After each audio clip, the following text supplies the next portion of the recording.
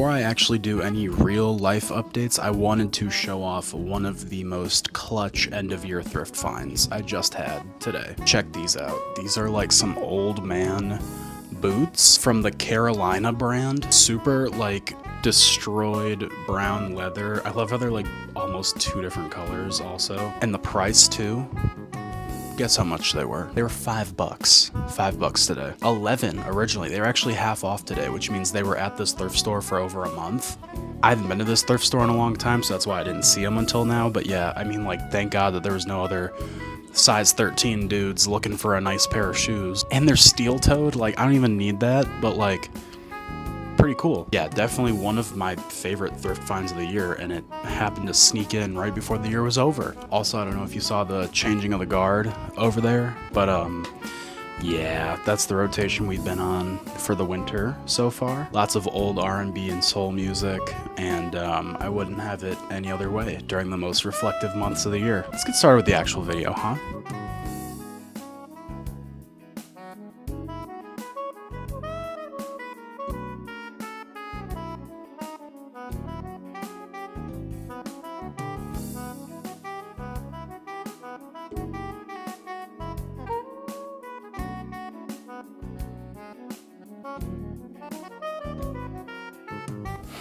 Ooh, okay. Good evening, everyone. Or whatever time of day it is when you're watching this. Welcome back, or welcome to the channel. My name is Noah, and in case you are new here, I am an avid thrifter. I've been thrifting as my main source of income and happiness for about the last 7 years. And in these 7 years, I've learned quite a lot about what it means to thrift and what it means to shop, not only secondhand, but sustainably. And as the two coexist and continue to coexist in my lifetime, I love to give tips to friends and encourage them to thrift like I do. I don't gatekeep thrifting at all. I love watching other people thrift. I love other people finding awesome stuff, which is why I started this series, Thrift Like a Pro. Thrift Like a Pro is my Bible. It's my cheat code. It's everything I have to offer you guys when it comes to thrifting advice and how to do better when you actually go out and thrift, how to find the best stuff, how to do it the most efficiently, how to do it at the cheapest, and a lot of that is going to be talked about today. So in today's video, we're actually going to be doing a Q&A. I got a lot of questions from Instagram. I think I got about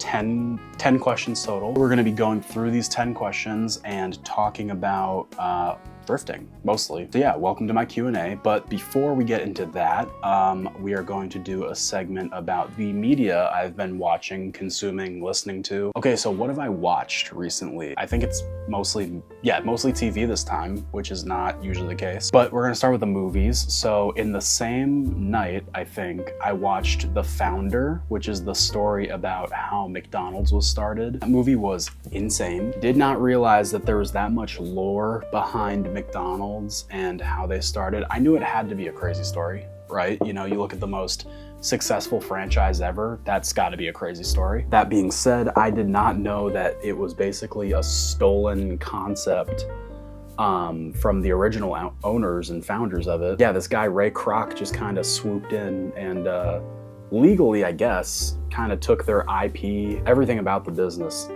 Really shitty guy, but it's business, I guess. That's his main argument throughout the entire movie. It's just, hey, it's business, it is what it is. It's like, okay, dude, you still stole our whole family's entire jam, so what's that about? And then I also watched Major Payne for the first time. I fell asleep while watching it. I was really tired. Everything I saw up until I fell asleep was hilarious. This movie was so incredible. I love the Wayans brothers, and I think that they're incredibly funny and to this day very underrated still when it comes to actual comedic talent. Like, they are some of the funniest dudes to ever grace any screen. But yeah, Major Payne was hilarious. Amazing concept, by the way, too. Just the ROTC kids gone wild under a crazy leader, and it is, yeah, it's hilarious. It's awesome. And then in terms of TV, I've been watching a lot of the Netflix docuseries. I'm not proud of it, but they have put out some bangers recently. The JonBenet Ramsey doc was not one of them, though. I watched this in one night, and I thought that it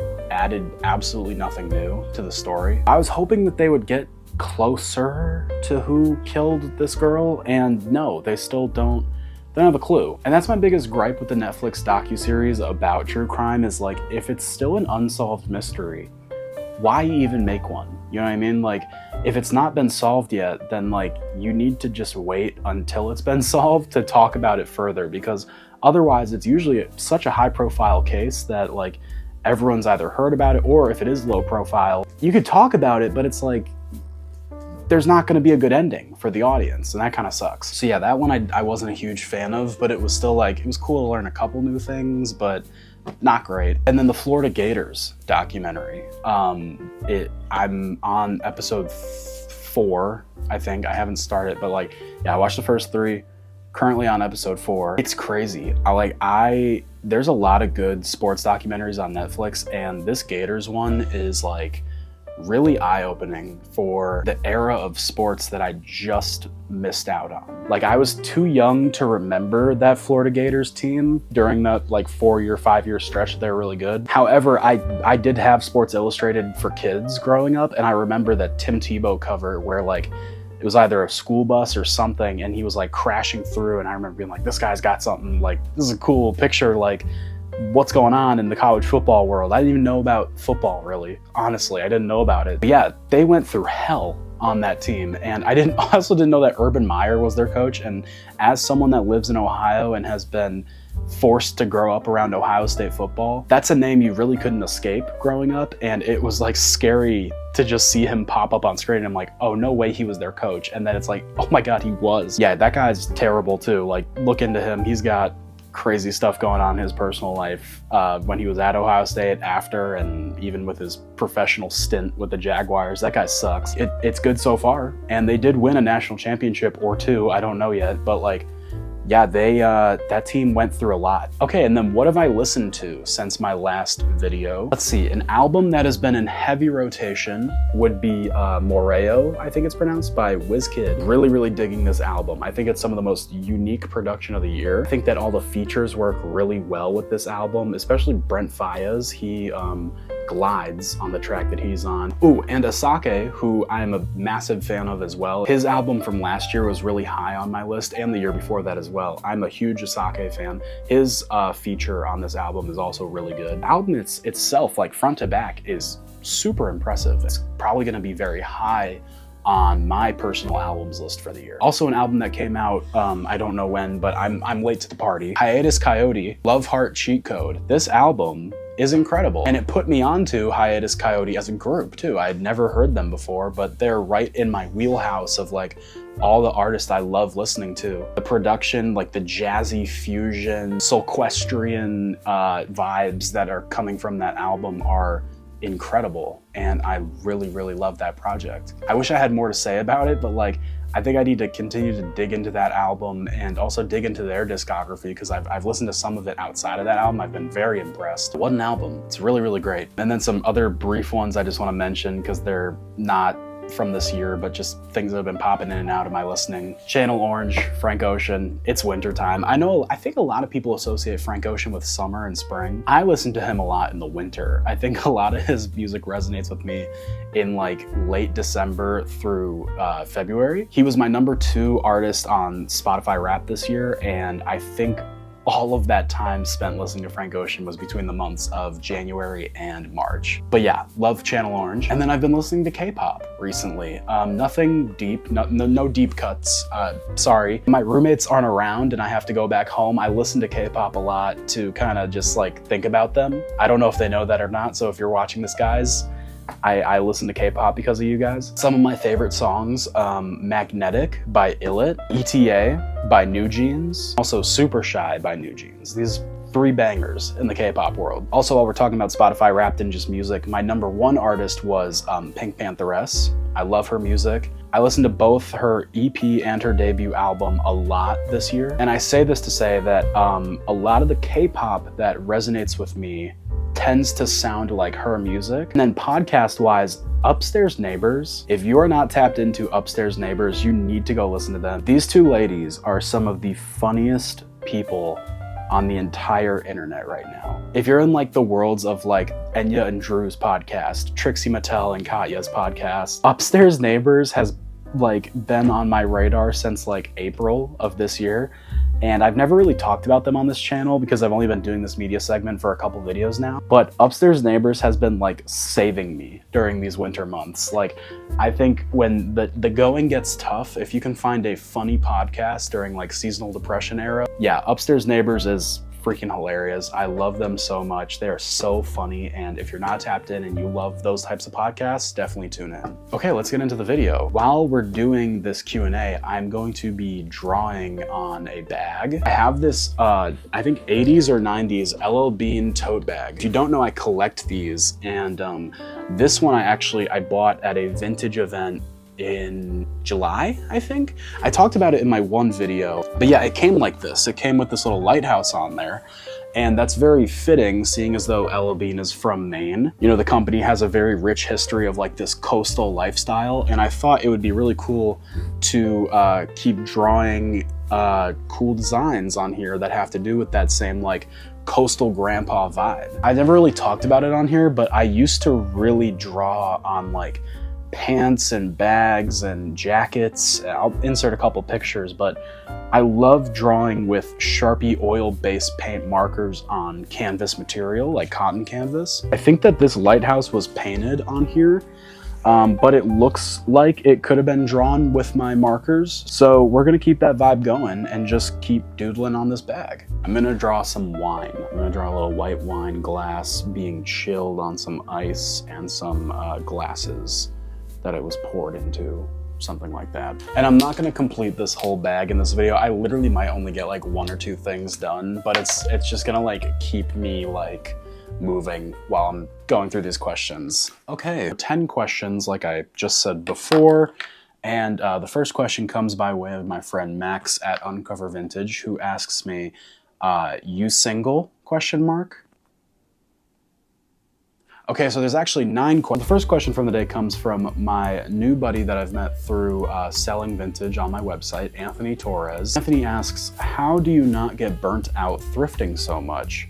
Also, you gave me a bonus item, so thank you. I gave him a bonus t-shirt because he was a returning customer. So thank you once again, Anthony. I really appreciate you, man. You always are picking out the coolest stuff. But yeah, how do I not get burnt out thrifting so much? We'll start there, and then we'll also start drawing. Okay, so for me, I think that not getting burnt out thrifting comes in waves. Like, I do get burnt out from thrifting. I obviously thrift more than most people will ever do in their entire life. And I think that, like, when it comes to, you know, for me, how I don't get burnt out is I look for new things, right? So one of the main reasons I started picking up, you know, thrifting for like little trinkets was because I was getting tired of looking for clothes. And obviously I still had to look for clothes to sell for my business, but it got to a point where like I literally could not step foot into a thrift store and not also go to the trinket section, because if I didn't go over there,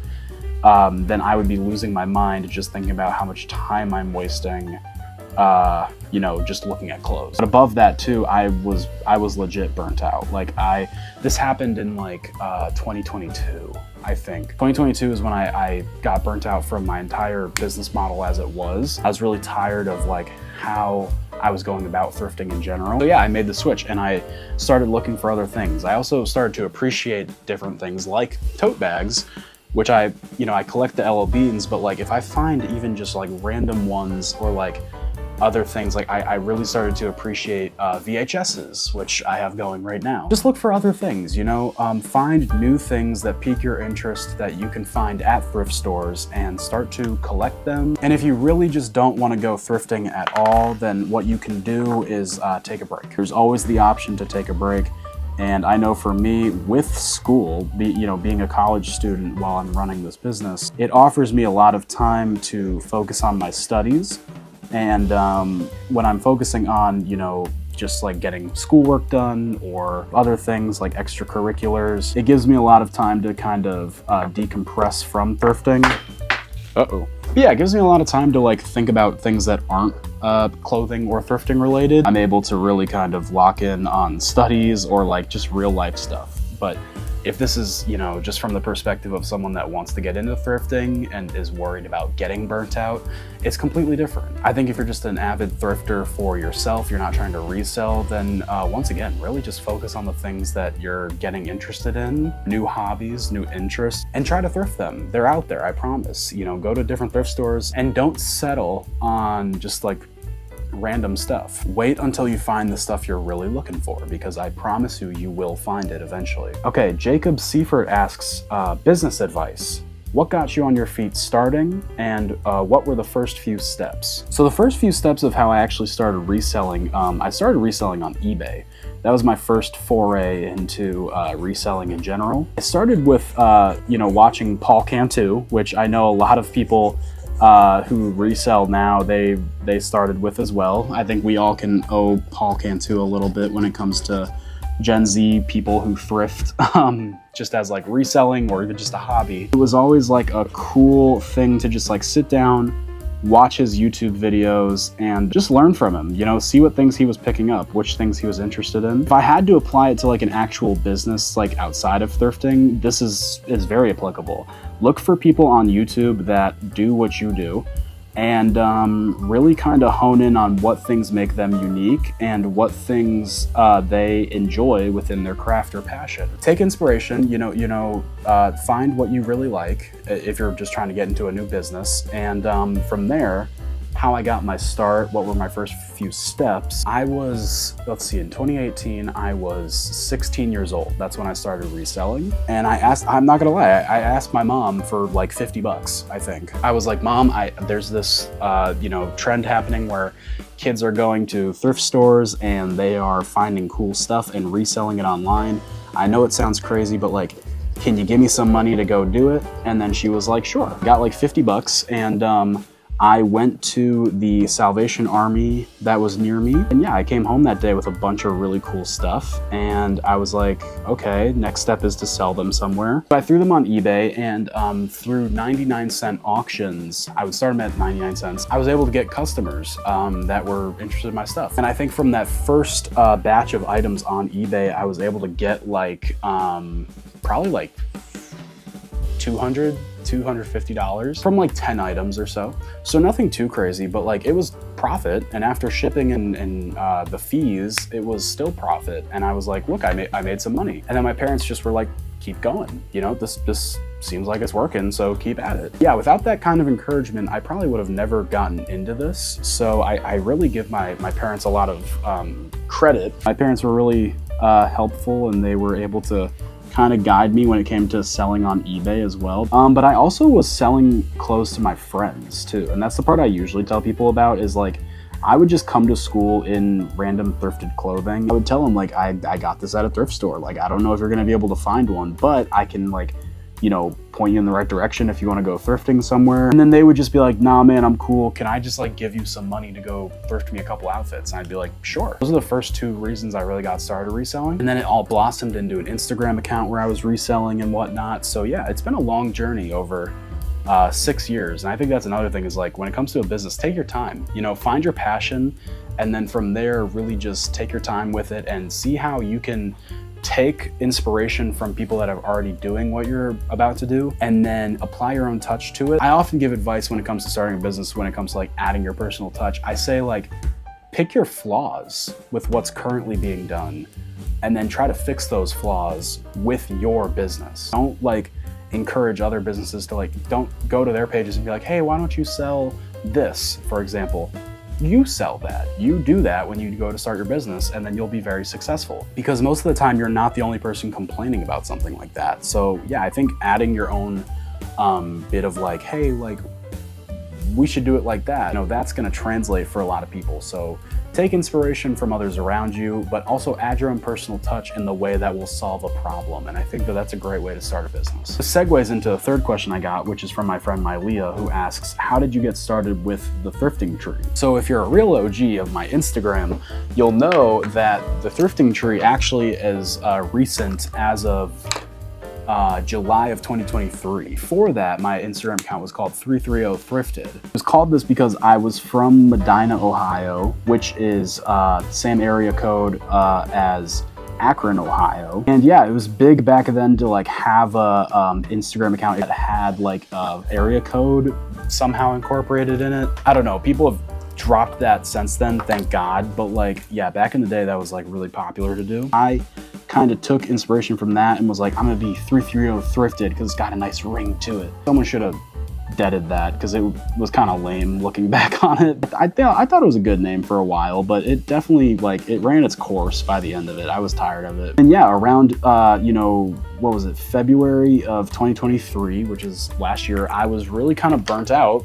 From question one, I was burnt out with thrifting and I was really bored of like what I was doing on my Instagram too, and that didn't help it. So what I did to combat this was I actually started to really look into like what it would take to rebrand my entire social media. At that point, I had a little over 1,000 followers, I want to say. So I had built a core audience, but it took forever to do that. Thought that kind of happened because I had a lack of a brand image. I had nothing that valuable to offer in terms of a solid brand. And I'd seen other pages do it. I won't give credit because like some of these pages freaking suck, but like, yeah, I'd seen some other pages like really start to apply like an image and like a look and aesthetic to like what they were doing. Like I was kind of like, what if I adopted my own like aesthetic to my Instagram? So yeah, in 2023, I launched the Thrifting Tree, where I was trying to focus on selling earth tone pieces and just pieces that I really connected with. And I did like a massive like rebrand campaign throughout that summer and officially launched on July 1st of 2023. And yeah, it was super successful with like not only my friends, but like random people on Instagram. So I started to really build a following on there. And yeah, it transitioned to, you know, over a year and a half, almost, not even. It's become what it is now. I've gained like almost 4,000 new followers on Instagram since then. I've also launched this YouTube channel under my actual name. But yeah, it's completely inspired me to take on marketing and digital marketing as a new venture when it comes to school and life and a career. The Thrifting Tree really just came from wanting a shift in vibes, honestly, and that's exactly what I think I accomplished. So I'm really proud of it. And when it comes to having a brand, I made this logo. I've been able to print it on t-shirts, sweatshirts, a bunch of stuff, and people really resonate with it as well. And I go to college still where, you know, I'll walk around and there'll be people that have shopped with me once, but they have that crew neck that has my logo on it, and that means the world to me because it's like, that's, you know, all I could ask for is like they bought into the vibes, they loved it, and now they're repping it hardcore. And that's like the name of the game at this point, is like I've been able to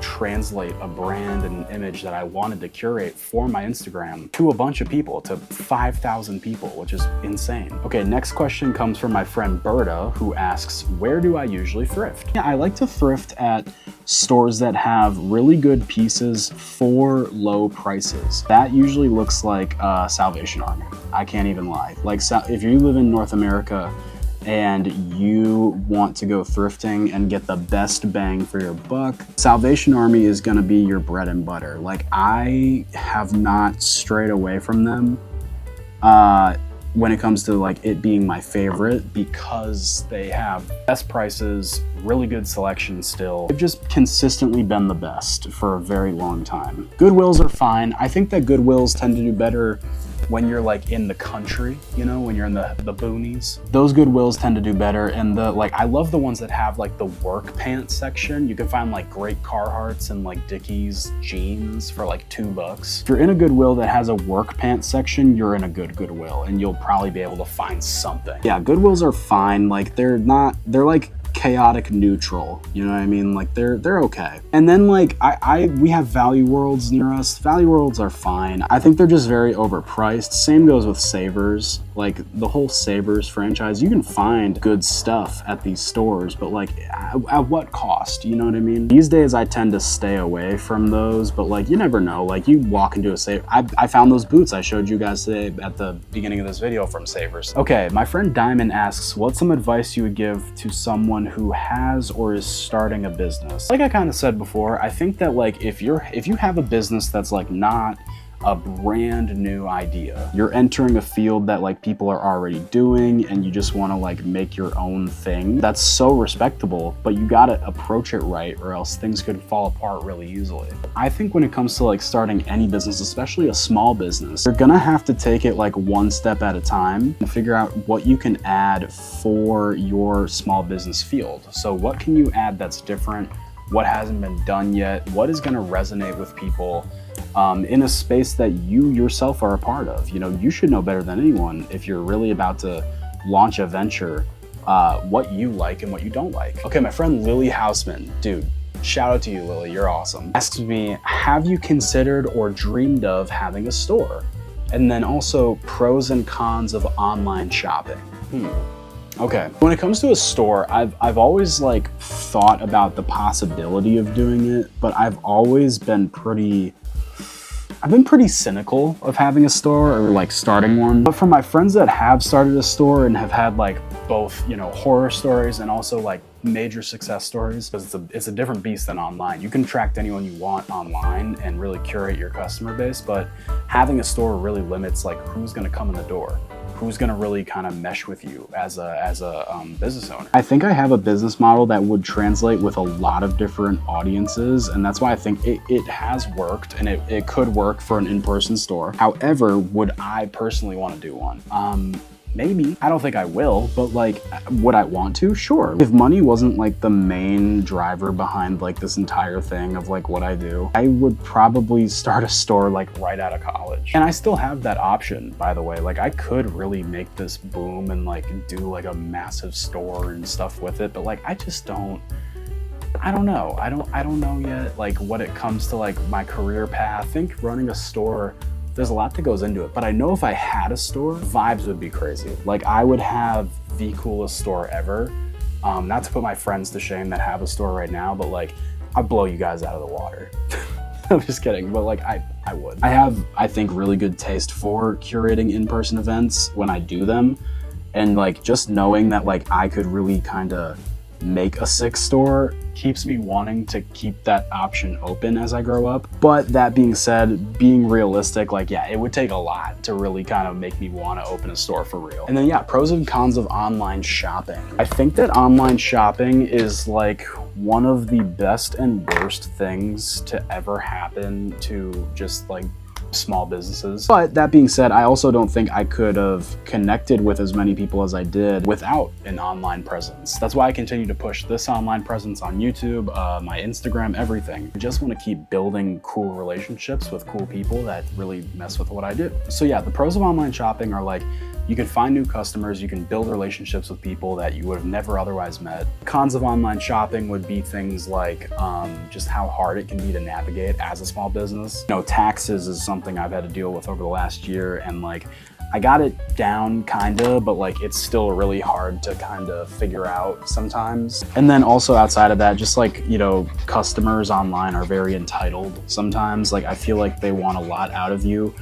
And if you're running a business by yourself, that can be extremely taxing. Online shopping, good, bad? I think it's fine. Like I love online shopping for selling, but I actually don't do a lot of online shopping myself. Even for the smallest things, like I'd rather go in person to buy it just so I can ensure that I'm getting the right thing and that I'm getting it fast by just going in person. Okay, we're rounding out the questions here. We got 3 more, and I've really only made one thing. Here's my progress so far. I kind of drew the bottle, and then I drew this cork. It's in this like nice little cooler thing. There's gonna be a wine glass or 2 right here. My friend Jason asks me, do you see yourself expanding to the point of needing to hire assistants or coworkers? Oh no, I think so. I've hired, you know, assistants and coworkers before already. It's a very informal work setting that I run where it's like, it's just my friends, you know, but like they're part of the company, whether they're models or like they're helping me take photos of the clothing or helping me do the listings. I think I've done it already. However, when it comes to like really expanding and getting like a full-time like squad with me, that's just something that like I have such a hard time like thinking about. If I, you know, expanded to the point where I needed people, like yeah, I'd have to hire people. But in the meantime, I feel like I'm still able to run it by myself so I don't hire more people. Kind of to my detriment. Like, I do think I would benefit from hiring more people, but it's just not something I can afford to do right now. The next question I actually got in my DMs, this was like days after I posted this Instagram story, but it was a question that I just randomly got. I thought it was really cool to like give some insight on this. Do you have any tips on how to thrift efficiently? Oh, this is Sawyer is Silly, by the way. Awesome username. Do you have any tips on how to thrift efficiently? I don't feel like what I'm doing is going great, which is real. And I could use some pointers. Keep on that grind, much love. Well, much love to you too, Sawyer. How to thrift efficiently? That's a great question. What I do is really quite simple, which is like, and this is like if I'm thrifting for me, right? If I'm going into a thrift store, you know, we just had a change in season. I'm going into the thrift store with like an agenda. I'm going in with a shopping list. I'm going in knowing like, okay, I need pants, I need a jacket, I need gloves, I need a hat. It doesn't all have to happen in that trip, but it helps you really focus on like what you need to like look for throughout the day. And I genuinely think like, you know, if it wasn't for like that list, I would get so distracted. Yeah, really think about like what it is that you're looking for that day and just stick to those sections. And then if you happen to find stuff along the way that's outside of that, that's cool. It's just like a little added bonus, but don't spend forever in the like t-shirts if you came to go look for sweatshirts. And this is just like if you want to thrift efficiently, because like my advice for like if you want to thrift, you know, and never miss a gem, obviously check every section of a thrift store. You're gonna find everything that you could have possibly found. But if you want to be like in and out and like really find what you're specifically looking for that day, gotta go in with an agenda, like a little shopping list, and you will be set. Like you will be so laser focused on finding exactly what it is you're looking for that you won't really dilly-dally and spend time in the other sections of the thrift store. Okay, last question comes from my friend James. What wins in a fight, grizzly bear or gorilla? There is a right answer. Okay, I would say, oh man, I low-key think a gorilla could tear apart a grizzly bear. And like, I'm not a professional, right? Like I'm not officiating matches between almost extinct animals on a regular basis. I think that the grizzly bear would stand a chance against a gorilla. Let's be so real. Like a gorilla, I think, is gonna win that battle like every single time. That completes the questions. I only drew one thing. I'm not even done with it, but like I hope that I was able to answer some questions for you guys. So yeah, I drew like this little you know, wine and wine cooler thing. What we got so far. And yeah, you can just picture the vision, you know, lots of coastal grandpa stuff. I'll try to get this bag done in between editing this video, so at least like where I'm at when I'm done editing this video. But yeah, thank you for watching this. If you have other questions about thrifting, business advice, life, who would win in a fight, different animals, comment them down below, because I would love to do another Q&A where I do some more art. We also just hit 1,000 subscribers on here, so thank you to all the eyes and ears that watch my videos, watch all my shorts. I've been doing this Vlogmas thing. This is my second video of the promised 3 to 4 videos I'd get done before the end of the year. So I need to make one more video. I think it's just gonna have to be one more video. I don't know if I can do a 4th one, but I'll keep the regular sized videos coming in the new year. Like they're gonna be a little bit more consistent, but they are a lot to make. So like, I can't promise too much, but like there is gonna be a more consistent upload schedule, even if it's just like once a month. And yeah, thank you so much for watching, guys. I really appreciate it. And like, subscribe, do whatever you wanna do. I hope that this bag turns out cool. When I show the final product, I hope it turns out really cool. I'm sorry I was only able to get like one thing done, but like, yeah, I was really laser focused on the questions you guys were asking. So yeah, thank you for watching. If you submitted a question, thank you. Drop some more questions down below and I will see you in the next video. All right, bye guys.